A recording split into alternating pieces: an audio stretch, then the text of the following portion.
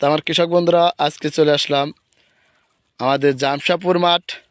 তা কৃষক বন্ধুরা আমরা লাল তীর হাইব্রিড যে পেঁয়াজের বীজ তৈরি করার জন্য যে প্রজেক্টটা হাতে নিয়েছিলাম, তা সেই প্রজেক্টে একদম শেষ মুহূর্তে সুন্দরভাবে দেখায় কৃষক বন্ধুরা আমাদের যে মোহরাগুলো, প্রতিটি মোহরাই কলাম আটকে গেছে। সুন্দরভাবে দেখায় যে ওখানে দেখেন যে আমার এক ভাই সে কলাম পরাগায়ন করতেছে।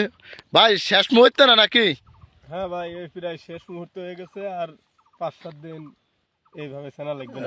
তা শেষ হয়ে যাবেন। দে ভাই ওইটা কালি ডাকি উঠেছেন, দে ওইটা কি রকম পেঁয়াজ হয়েছে ভাই? দেন এই দেন, ওরে পেঁয়াজ একই সারি এই মাপের পেঁয়াজ লাগাইছেন নেই? আরে এই মাপের পেঁয়াজ লাগানো, এটা হচ্ছে লাল তীর হাইব্রিড।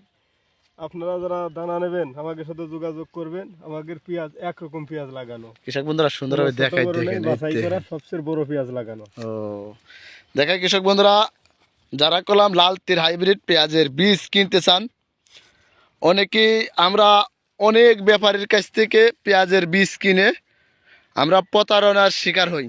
ভাই আপনি আমার কাছ থেকে পেঁয়াজের বীজ কিনতে হবে তা না। যদি আপনার বাড়ির কাছে যদি এক কৃষক কদম চাষ করছে, তার কাছ থেকে আপনি দানা কেনেন, যদি সে তার কাছ থেকে দানা না কিনতে পারেন তাহলে যোগাযোগ করবেন রাজবাড়ি বালিয়াকান্দি নারোয়া ইব্রাহিম ভাইয়ের কাছ থেকে। এই বছরে 1 কেজি দানা কিনে নিয়ে আসে আমি কদম করব, আমি পেঁয়াজ লাগাবো। তা কৃষক বন্ধুরা তা সুন্দরভাবে দেখাচ্ছি কলাম আমাদের যে যে ফুলের যে মোহরাগুলো সবই কলাম যাইতে গেছে। সুন্দরভাবে দেখে কৃষক বন্ধুরা, একটাও কলাম বাদ নেই যে কিছু কিছুটা আটতেছে। তা এইগুলো আমরা হচ্ছে পরাগায়ন করতেছি আজ দিয়ে।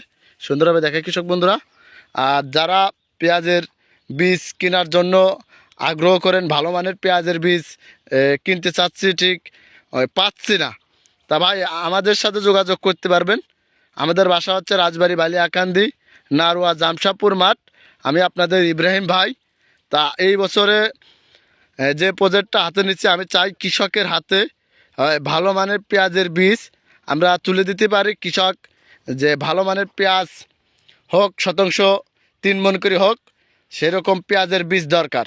আমরা অনেকেই পেঁয়াজের বীজ বলে ভাই শতাংশ 3 মণ হবে, দেখা যাচ্ছে ওই পেঁয়াজ খেতে লাগালে দেখা যাচ্ছে 2 মণও হয় না।